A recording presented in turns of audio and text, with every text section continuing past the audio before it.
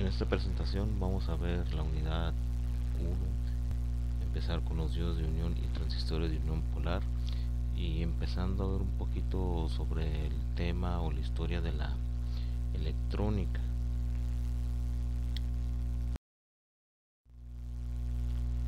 En introducción a los elementos de la electrónica básica. Bueno, la mayoría de todos los elementos principales en electrónica en uso pues ya tienen ratos que fueron inventados desde hace décadas, 5 o 6 décadas, y pues que las técnicas de diseño que aparecen en los libros, en cualquier libro de electrónica, pues más o menos datan desde los años 30 del siglo pasado, y que se siguen aún utilizando estos elementos. Lo que vemos hoy en día es en principio una mejora continua de las técnicas de construcción, las características generales y las técnicas de aplicación. O sea, son los mismos elementos desde hace décadas, como son las bobinas, las resistencias, y que se están utilizando aún, pero con mejoradas técnicas más complejas en la construcción de nuevos sistemas. En vez de desarrollar elementos nuevos y básicamente pues diseños nuevos, y son lo que vienen siendo las resistencias, condensadores, bobinas, diodos, transistores y circuitos integrados. Son estos los elementos que podemos encontrar en cualquier tarjeta electrónica de hoy en día o de hace varios años, varias décadas, pues demostrando que esto se ha seguido empleando aún pasando mucho tiempo desde su origen. Estamos hablando de más de 60 años. Aquí tenemos una foto, una imagen. Bien, tenemos que la construcción de cualquier dispositivo electrónico discreto de estado sólido, o sea que no tenga elementos mecánicos movibles internamente, o circuito integrado, se inicia con un material semiconductor de la más alta calidad. Es importante mencionar que la electrónica de hoy en día está basada en materiales semiconductores, y esto fue el boom para que la electrónica se desarrollara a lo que tenemos actualmente. Los semiconductores son una clase especial de elementos cuya conductividad se encuentra entre la de un buen conductor y la de un aislante. ¿Qué quiere decir? Bueno, si tomamos la definición de conductor, hace referencia a los materiales en los cuales los electrones pueden pasar libremente de forma transversal en una sección de este material. Materiales conductores pues pueden ser el aluminio, el cobre, el fierro, la plata, el oro, donde los materiales conductores que se utilizan en la electrónica. También, por ejemplo, el oro se utiliza, es el mejor conductor a niveles, bueno, a temperatura ambiente es el mejor conductor el oro. Y ejemplos de esto pues tenemos en las, digamos, en las tarjetas, la memoria RAM de una computadora. Las terminales que hacen la conexión son chapeado en oro. El aislante vienen siendo los materiales que no permiten el paso de los electrones. Ejemplos de estos pues vienen siendo el plástico, la madera, el vidrio, la cerámica, o incluso el término intrínseco se aplica a cualquier material semiconductor que haya sido cuidadosamente refinado para reducir el número de impurezas a un nivel muy bajo. En esencia, lo más puro posible que se pueda fabricar utilizando tecnología actual. Hoy en día pues se logran niveles de pureza de un material pues bastante elevado. Si mal no recuerdo, creo que está en el 97% de pureza de un material. Entonces a eso se le llama un material intrínseco. Un material semiconductor intrínseco que ha sido sometido al proceso de dopado se conoce como material extrínseco. Entonces los materiales intrínsecos pues un material sumamente pues puro, lo más puro posible, pero al momento de ponerle elementos que lo hagan impuro, esto se le llama, es un proceso de dopado en el cual crean un material que se le llama extrínseco. Entonces la base de los semiconductores está en relación de los materiales extrínsecos. Hay dos materiales extrínsecos de inmensurable importancia en la fabricación de dispositivos conductores que simplemente se le llaman como material tipo N y material tipo P, y la diferencia entre estos está en sus electrones de valencia, que viene explicado en el libro de Boylestad. También tenemos que tanto los materiales tipo N como los tipo P se forman agregando un número predeterminado de átomos de impureza a una base de un material semiconductor, como puede ser silicio, germanio o el arsenuro de galio, entre otros. No son los únicos materiales semiconductores, son los más utilizados, destacando o denominando el mercado el material el silicio.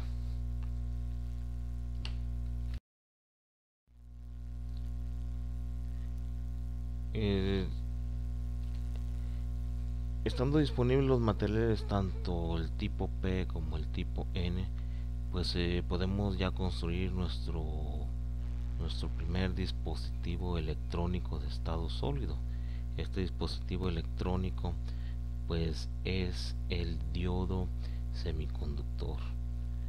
Podemos ver en las imágenes diferentes tipos de diodos, el cual tenemos para diferentes aplicaciones.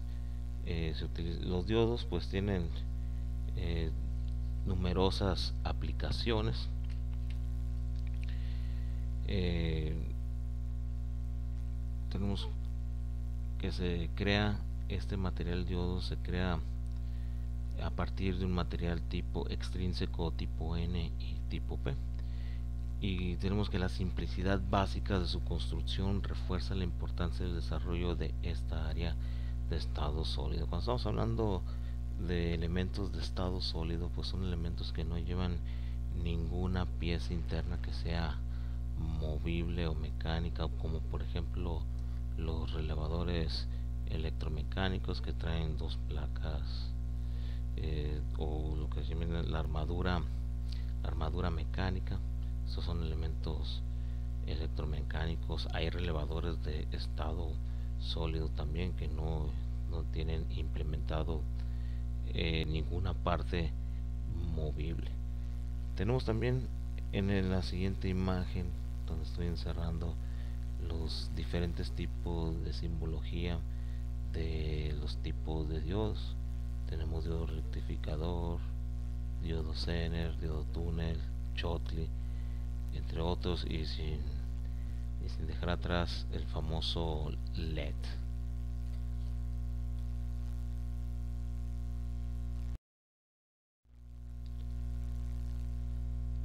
Hablando ahora del diodo semiconductor, había mencionado que el diodo semiconductor es la unión de los dos tipos materiales extrínsecos, el material tipo P y el material tipo N, y podemos en base a esto formar el diodo, como decía en la diapositiva anterior, que tiene numerosas aplicaciones.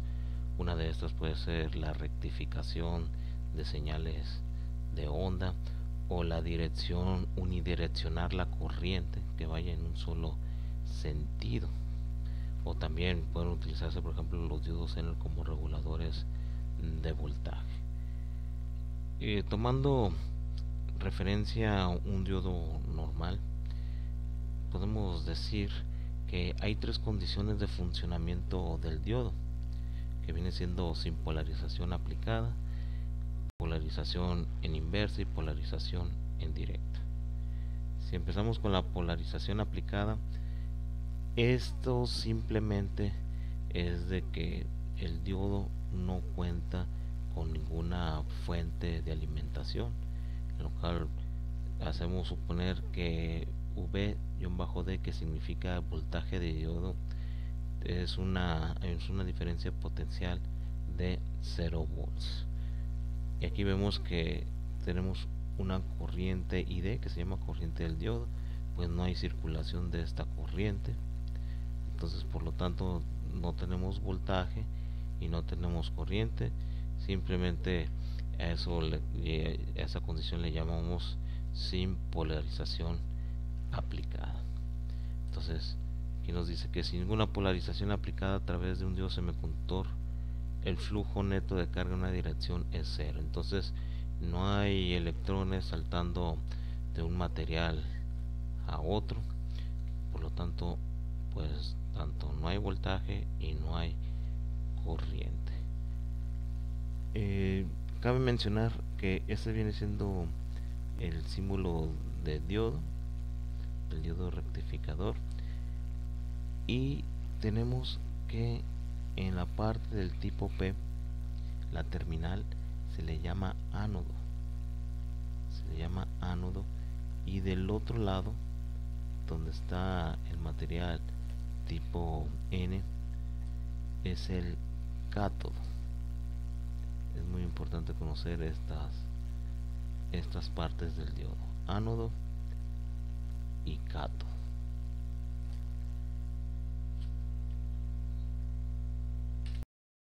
La siguiente condición de polarización es la de inversa, donde en este punto hacemos que la corriente del diodo vaya de cátodo hacia el ánodo.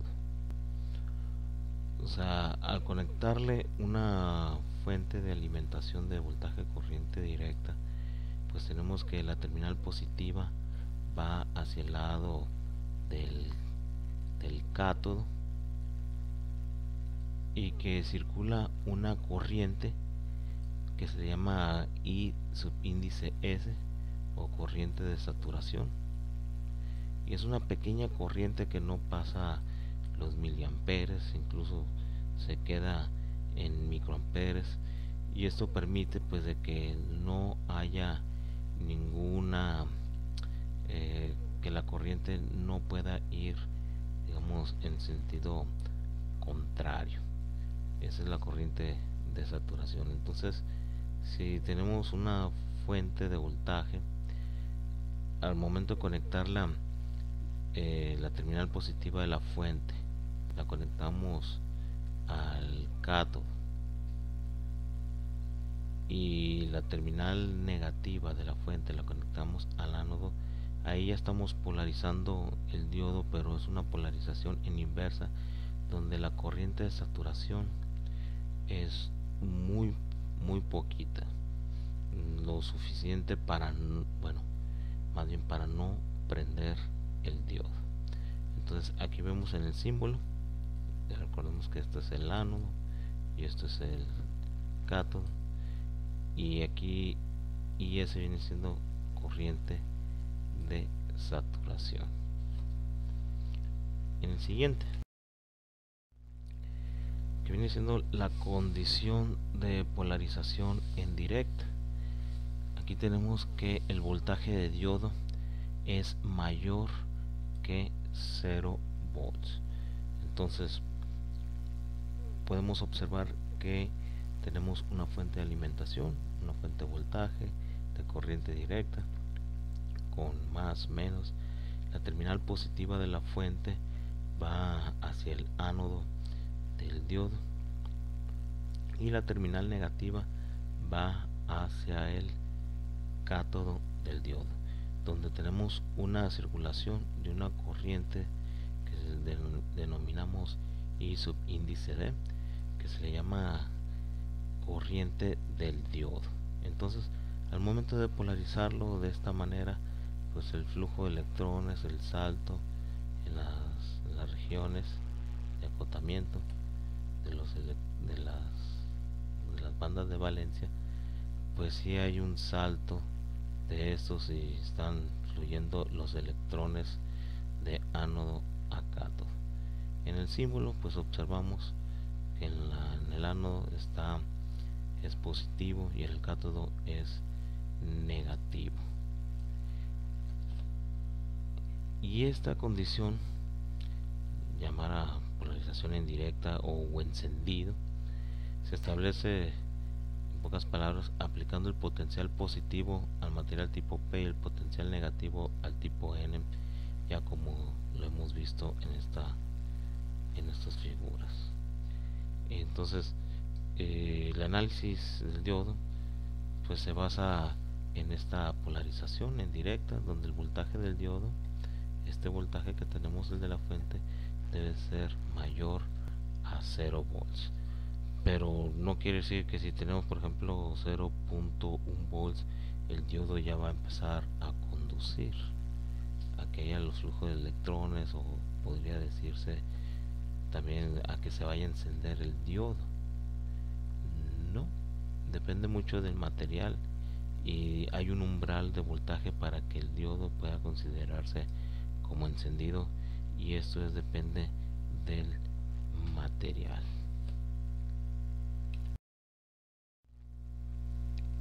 Bueno, la curva característica de tensión y corriente del diodo se puede demostrar por la física de estado sólido que las características generales de un diodo semiconductor se pueden definir mediante esta ecuación que se llama, conocida como ecuación de Shockley, que esto es para las regiones de polarización en directa, tanto en directa como en inversa. Entonces aquí vemos que ID viene siendo la corriente del diodo, que viene siendo igual a la corriente de saturación en inversa multiplicado por E, a la relación que hay entre el voltaje de polarización en directa a través del diodo entre N, que viene siendo un factor de idealidad, el cual es una función de las condiciones de operación y construcción física, y que este varía entre 1 y 2 según una amplia diversidad de factores. En los ejemplos que vamos a ver, pues se considera que el valor de este factor de idealidad va a ser de 1, a menos que se indique de otra manera. Entonces consideraríamos este factor de idealidad como 1, que multiplica a lo que viene siendo el voltaje térmico del diodo. Todo esto le restamos 1 y el resultado lo multiplicamos por la corriente de saturación. Entonces, hablando de esto de voltaje térmico,